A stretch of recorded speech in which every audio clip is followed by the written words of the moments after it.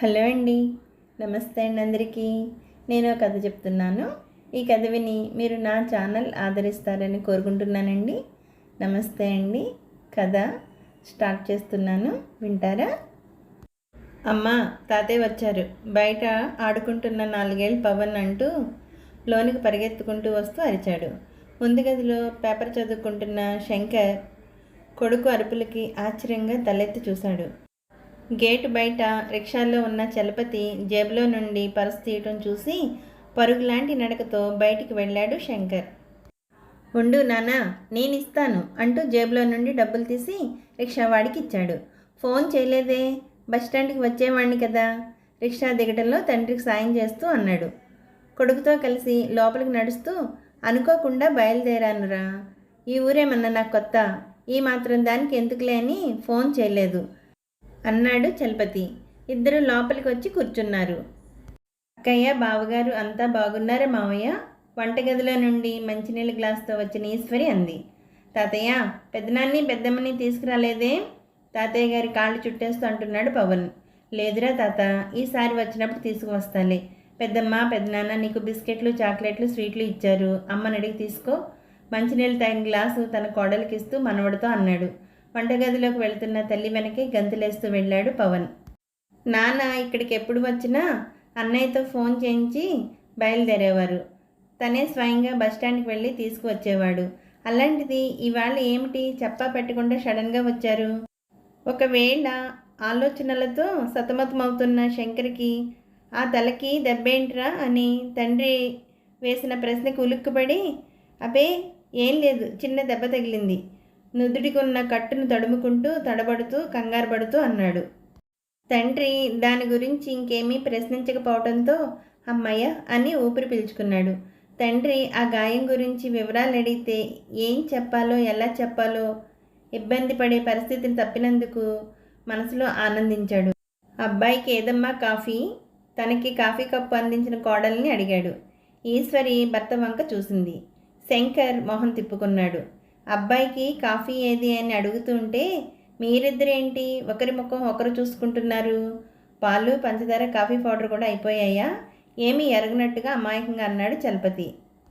మావయ్య గారు డైరెక్ట్గా రంగంలోకి దిగిపోయారని గ్రహించిన ఈశ్వరి, ఆయన ఈ ఇంట్లో కాఫీ, టిఫిన్, భోజనం ఏది ముట్టుకోవటం లేదు, ఆఖరికి మంచినీళ్ళు కూడా అంది ఈశ్వరి తలదించుకొని. ఇదెప్పటి నుంచి ఆశ్చర్యం నటిస్తూ కొడుకు వంక చూశాడు చలపతి. శంకర్ ఏమీ మాట్లాడలేదు. 4 రోజులుగా అంది ఈశ్వరి. ఈ 4 రోజులుగా ఒక ఉలుకు లేదు, పలుకు లేదు. నా చేత్తో ఏమిచ్చినా ముట్టుకోరు. ఒకే ఇంట్లో ఉంటూ ఆయన అలా పరాయి వారిలా ప్రవర్తిస్తూ ఉంటే నేనెంత నరకం అనుభవిస్తున్నానో తెలుసా మావయ్య గారు? జరిగిన దానిలో పోనీ నా తప్పు ఉందనుకుంటే నాకు విడాకులు ఇచ్చేసి వారిని వేరే పెళ్లి చేసుకోమనండి. నేను బాబుని తీసుకొని ఎక్కడికన్నా దూరంగా వెళ్ళిపోతాను. వాడిని నాకు ఉన్నంతలో పెంచుకుంటాను. అంతగా మరీ పెంచలేని పరిస్థితి వస్తే వాడిని మీ చేతిలో పెట్టి నేను ఏ నుయ్యో గొయ్యో చూసుకుంటాను. చీర కొంగును నోటికి అడ్డంగా పెట్టుకుంటూ ఏడుస్తూ ఉంది. ఏమిటమ్మా మాటలు? పెద్దవాడిని నేను ఉన్నాననుకున్నారా, చచ్చాననుకున్నారా? మీరంతటి మీరే నిర్ణయాలు తీసుకునేంత గొప్పవాళ్ళు అయిపోయారు అనుకుంటున్నారా? ప్రేమగా మందలించాడు చలపతి. కొడుకుతో అమ్మాయి నిన్న ఫోన్ చేసి ఏమీ దాచకుండా విషయమంతా చెప్పింది. దాని గురించి మాట్లాడటానికి నేను ఇప్పుడు వచ్చింది అన్నాడు చలపతి. తండ్రి రాకకు కారణం అర్థమైన శంకర్కి 5 రోజుల క్రితం జరిగిందంతా తండ్రికి చెప్పేసిందన్నమాట. తన మనసులోని సంఘర్షణ తండ్రికి ఎలా చెప్పాలో తెలియక సతమతమైపోతున్నాడు శంకర్. ఆ రోజు సరిగ్గా 5 రోజుల క్రితం రాత్రి టౌన్కి 20 కిలోమీటర్ల దూరంలో ఉన్న పల్లెటూరులో తెలిసిన వారింట పెళ్లికి వెళ్ళి భోజనాలు ముగిసిన తర్వాత శంకర్, ఈశ్వరి స్కూటర్ మీద తిరిగి వస్తున్నారు. రాత్రి 11 గంటలు దాటింది. రాత్రి వచ్చేసరికి ఆలస్యం కావచ్చని పవన్ని పక్కింటి వారికి అప్పచెప్పారు. వారికి ఇది మామూలే. కొంత దూరం వచ్చేసరికి హఠాత్తుగా వారి స్కూటర్ని 2 వ్యక్తులు అడ్డగించారు. కత్తులు చూపించి పక్కనే ఉన్న పొలంలోకి లాక్కొని వెళ్లారు. ఎదిరించిన శంకర్ని వాళ్ళు చావగొట్టారు. వాళ్ళ దగ్గర ఉన్న వాచీలు, డబ్బు, బంగారం లాక్కున్నారు. వెన్నెల వెలుగులో కుందనపు బొమ్మలా మెరిసిపోతున్న ఈశ్వరి మీద వారి కన్నుపడింది. శంకర్కి అప్పటికే సృహ కోల్పోయింది. వారది గ్రహించి వాళ్ళకి అడ్డు లేకుండా పోయాడనుకున్నారు. ఇద్దరూ కలిసి ఆమెని లొంగ తీసుకున్నారు. ఒకరు శంకర్కి కాపలా ఉండగా మరొకరు ఈశ్వర్ మీద అత్యాచారానికి సిద్ధపడ్డారు. బాగా తాగి ఉండటం, దానికి తోడు ఈశ్వరి నుండి తీవ్రమైన ప్రతిఘటన ఎదురు కావటంతో ఆమెను లొంగ తీసుకోవటం సాధ్యపడలేదు. మొదటివాడు కత్తి తీసి శంకర్ పీక మీద పెట్టి తమ కోరిక తీర్చకపోతే చంపేస్తామని బెదిరించడంతో ఈశ్వరి నిస్సహాయురాలైంది. రెండోవాడు తన పశువాంఛ తీర్చుకున్నాక మొదటివాడు ఆమె మీదకు దాడికి సిద్ధమయ్యాడు.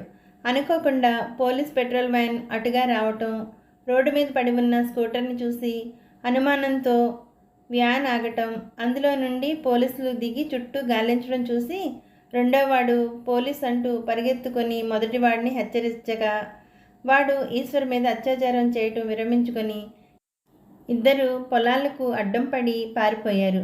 వారి మాటలు వింటున్న ఈశ్వరి లేని ఓపిక తెచ్చుకొని బట్టలు సర్దుకొని హెల్ప్ హెల్ప్ అని అరుచుకుంటూ స్పృహ కోల్పోయింది. ఆ కేకలకి వెంటనే పోలీసులు పరిగెట్టుకొచ్చి అక్కడ జరిగింది గ్రహించి వారిని జీపులో ఎక్కించుకొని గవర్నమెంట్ హాస్పిటల్కి తీసుకెళ్లారు. అక్కడ శంకర్కి కట్టులు కట్టిన తర్వాత, ఈశ్వరికి స్పృహ వచ్చిన తర్వాత, అక్కడ ఫార్మాలిటీస్ అన్నీ అయిపోయిన తర్వాత ఆ రాత్రే వారిద్దరి ఇంటికి వచ్చేస్తారు. నిజానికి ఈశ్వరి మీద జరిగిన అగాత్యం స్పృహలో లేని శంకర్కి తెలియదు. కానీ ఈశ్వరి దాచకుండా భర్తకు జరిగిందంతా చెప్పేసింది. అంతే. ఆ క్షణం నుండి ఈశ్వరి ఉనికిని సహించలేకపోతున్నాడు. 4 రోజులు భర్త ప్రవర్తన చూసి మామగారికి ఫోన్ చేసి విషయం అంతా వివరించింది. చెప్పరా, జరిగిన దానిలో అమ్మాయి తప్పేముంది అడిగాడు చలపతి. శంకర్ మాట్లాడలేదు. ఇది వరుస మావయ్య. ఇదే ప్రశ్న ఈ 4 రోజుల్లో ఎన్నోసార్లు అడిగాను. సమాధానం చెప్పరు. మీకు స్పృహ పోగానే వెంటనే పోలీసులు వచ్చి రక్షించారని నేను అబద్ధం చెప్పి ఉంటే నమ్మేవారేమో. భార్యాభర్తలిద్దరి మధ్య రహస్యాలు ఉండకూడదని, జరిగిన ఘోరాన్ని సహృదయంతో అర్థం చేసుకొని వాదారుస్తారని ఆశించి నిజం చెప్పడం నేరమైంది. కన్నీళ్లు తుడుచుకుంటూ అంది ఈశ్వరి. ఇప్పుడు మీ ఆలోచన ఏంటి? మీ ప్రాణాలు పోయినా నేను వాళ్ళకి లొంగకుండా ఉండాల్సిందని మీరు అనుకుంటున్నారా? చెప్పరా శంకర్, అమ్మాయికి సమాధానం చెప్పు. నువ్వు మౌనంగా ఉంటే సరిపోదు. అసలు నీ మనసులో ఏముందో చెప్పు తీరాలి. ఒకంత అసహనంగా గట్టిగా అన్నాడు చలపతి. నానా, జరిగిన దానిలో ఈశ్వరి తప్పు ఉందని కానీ, ఆమె కావాలని పని చేసిందని కానీ నేను అనటం లేదు. ఎట్టకేలకు నోరు విప్పాడు శంకర్. మరి జరిగిన దానికి రాజీపడి నన్ను నేను సమర్థించుకోలేకపోతున్నాను. తప్పు ఎలా జరిగింది, అందులో ఆమె ప్రమేయం ఎంత అన్న విషయాలు నాకు అనవసరం.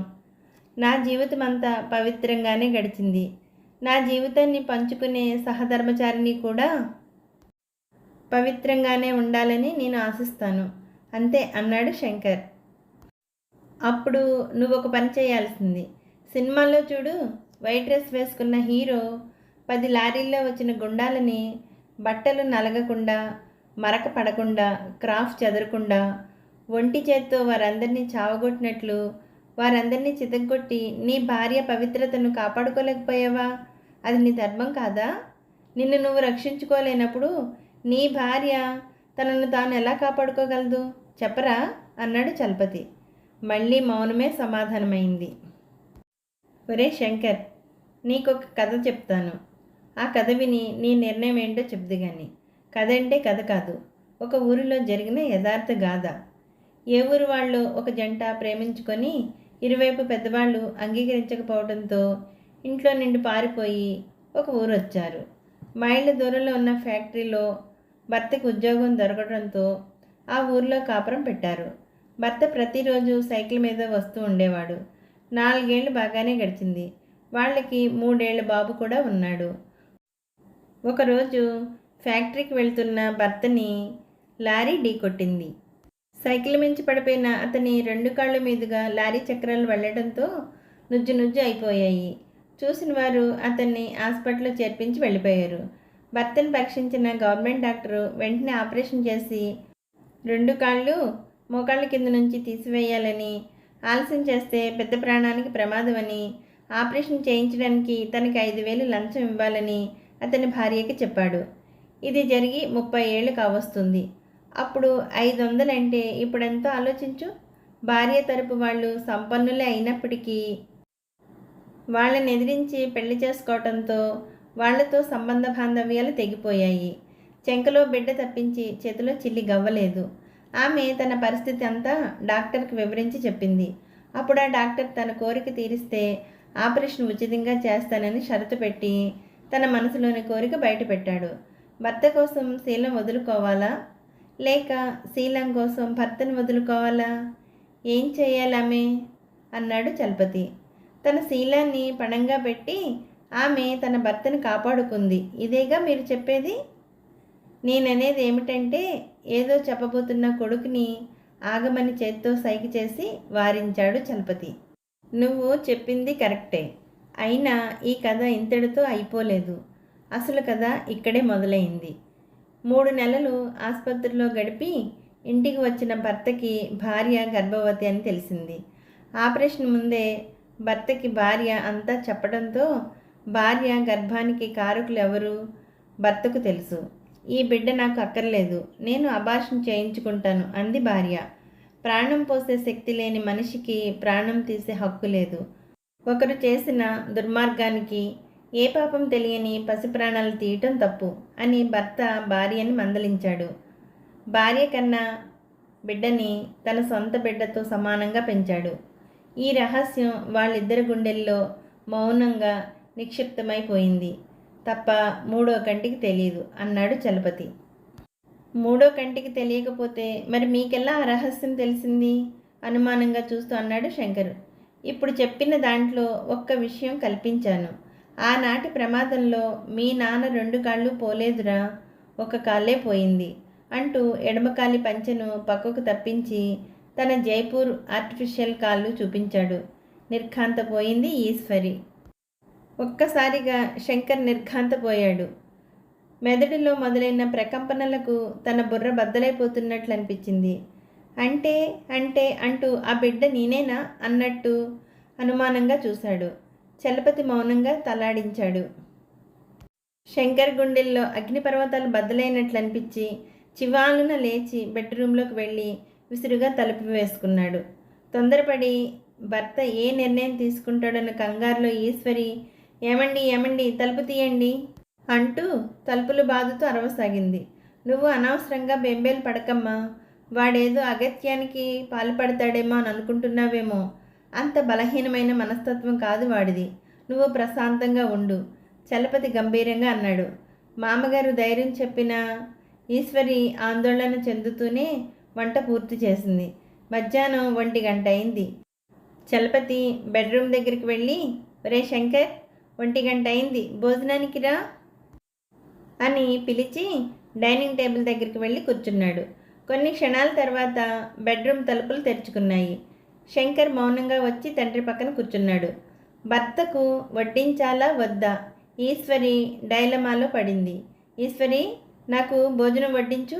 4 రోజుల తర్వాత భర్త తనతో అన్న మాటలు విన్న ఈశ్వరి నమ్మశక్యం కాని దానిలా అలాగే చూస్తూ నిలబడిపోయింది. ఆయన హంసతో పుట్టకపోయినా అన్నయ్యతో సమానంగా అపురూపంగా పెంచిన ఈ మహానుభావుడు పెంపకంలో పెరిగిన నేను ఎంత మూర్ఖుడుగా ఆలోచించానో అర్థమైంది. నా పుట్టుకే అపవిత్రమైనది. పవిత్రత గురించి ఉచ్చరించే అర్హత నాకెక్కడిది? ఈ 4 రోజులు నా ప్రవర్తనతో నిన్ను బాధపెట్టినందుకు నన్ను క్షమించు అన్నాడు శంకర్. నిర్ఘాంతపోయింది ఈశ్వరి. ఇది కళా నిజమా? నా భర్త మారుతాడని అనుకోలేదు, ఇంత తొందరగా నన్ను ఆదరిస్తాడని అనుకోలేదు అనుకుంటూ కన్నీటి పర్యంతమై అలా నిలుచుండిపోయింది ఈశ్వరి. అబ్బాయి ఎక్కడమ్మా? సాయంత్రం 5 గంటల ప్రాంతంలో తనకి టీ ఇస్తున్న కోడల్ని అడిగాడు చలపతి. బాబుని తీసుకుని మార్కెట్కి వెళ్ళారు మావయ్య గారు అంది ఈశ్వరి. అమ్మా, వంటగదిలోకి వెళ్ళబోతున్న ఈశ్వరి మామగారి పిలుపుతో వెనక్కి చూసింది. నీ భర్త గత చరిత్ర తెలిసిన తర్వాత ఇప్పుడు నీ భర్తపై నీ అభిప్రాయం ఏమిటి? నిశితంగా చూస్తూ అన్నాడు చలపతి.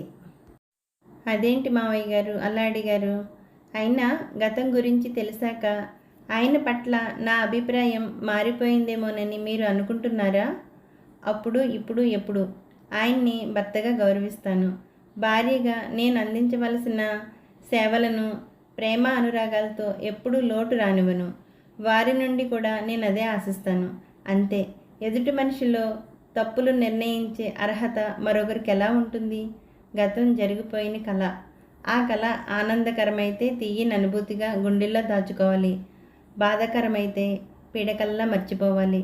వర్తమానంలో నివసిస్తున్న మనం భవిష్యత్తు గురించి ఆలోచించటం తప్పు లేదు, కానీ గతాన్ని తవ్వుకుంటూ కూర్చోవటం మూర్ఖత్వమే అవుతుంది. మనిషి గుణగణాలను నిర్ణయించే అతని ప్రవర్తన, స్వభావం, నడవడికే గాని కులం, మతం, పుట్టుపురుహోత్తరాలు కాదు అంది ఈశ్వరి. లేదమ్మా లేదు. శంకర పుట్టుక ఉదయం నేను చెప్పినట్లు కళంకితం కాదు. నా భార్య తులసి మొక్క అంత పవిత్రురాలు. వేదనగా అంటున్న మామగారి మాటలకి ఈశ్వరి నిర్ఘాంతపోయింది. పరలోకంలో ఉన్న నా భార్య ఆత్మ భర్తననే గౌరవంతో నన్ను క్షమించవచ్చునేమో కానీ ఒక ఉత్తమ ఇల్లాలిపై అపనింద వేసినందుకు ఆ భగవంతుడు మాత్రం నన్ను క్షమించడమ్మా. తడిసిన కళ్ళను తుడుచుకుంటూ అన్నాడు చలపతి. ఏంటి మావయ్య మీరంటుంది? ఆశ్చర్యపోతూ సందేహంగా అడిగింది ఈశ్వరి. నాకు యాక్సిడెంట్ జరిగింది తెలిసిన వెంటనే అమ్మా నాన్నలు, అత్త మామలు రెక్కలు కట్టుకొని వచ్చారు. జరిగిందంతా మర్చిపోయి మమ్మల్ని క్షమించి ఆదరించారు.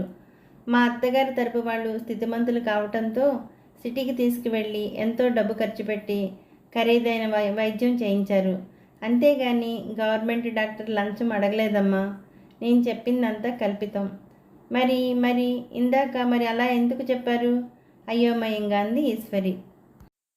ఏం చేయనమ్మా, వాడు ఎవరు ఎంత చెప్పినా వినిపించుకొని అర్థం చేసుకోలేనంత మూర్ఖత్వంలో ఉన్నాడు. ఇప్పటికే ఒక దుర్మార్గుడు కారణంగా భంగపడిన నా కోడలి జీవితం నా కొడుకు కారణంగా మరోసారి బలి కాకూడదు అని అలా చెప్పాను. బ్రతికున్న ఒక స్త్రీ జీవితం నిలబెట్టడానికి మరణించిన నా భార్య మీద నింద వేయటానికి సాహసించాను అన్నాడు చలపతి. ఒక ఆడదాని జీవితం నిలబెట్టడానికి ఆ వృద్ధుడు తీసుకున్న నిర్ణయానికి నోట మాట రాక ఆయనని అలాగే చూస్తూ ఉండిపోయింది ఈశ్వరి. కాసేపటికి తేరుకున్న ఈశ్వరి శిరసు వంచి మావయ్య గారి పాదాలకి సాష్టాంగ ప్రమాణం చేస్తూ కన్నీళ్ళ పర్యంతంతో ఆయన పాదాలు కడుగుతూ, భగవంతుడు ఏ రూపంలో లేడు, మీ రూపంలోనే ఉన్నాడు. నన్ను కోడలుగా కాకుండా మీ కూతుర్లా భావించి నా కాపురం చక్కదిద్దారు. నా కాపురం కోసం అత్తయ్య గారి మీద నిందలు వేస్తూ మీ గుండె రాయి చేసుకొని మీరెంత బాధ అనుభవించుంటారో నేను గ్రహించగలుగుతున్నాను మావయ్య. నన్ను క్షమించండి మావయ్య, క్షమించండి. మీరు మానవ రూపంలో ఉన్న దేవుడు. నాకు మళ్ళీ జన్మంటూ ఉంటే నేను మీ కూతురుగానే పుడతాను మావయ్య. హలో, నచ్చిందా అండి కథ మీకు? ఈ కథ మీకు నచ్చినట్లయితే లైక్ చేయండి, షేర్ చేయండి, సబ్స్క్రైబ్ చేయండి. అలాగే నా ఛానల్ ఎప్పుడూ చూస్తూ ఆదరిస్తూ ఉంటారని కోరుకుంటూ, నా ఛానల్ చూస్తున్న ప్రతి ఒక్కరికి, నా సబ్స్క్రైబర్స్ అందరికీ పేరు పేరున థ్యాంక్ యూ వెరీ మచ్ అండి. మళ్ళీ ఇంకో మంచి కథతో కలుద్దాం. నమస్తే అండి.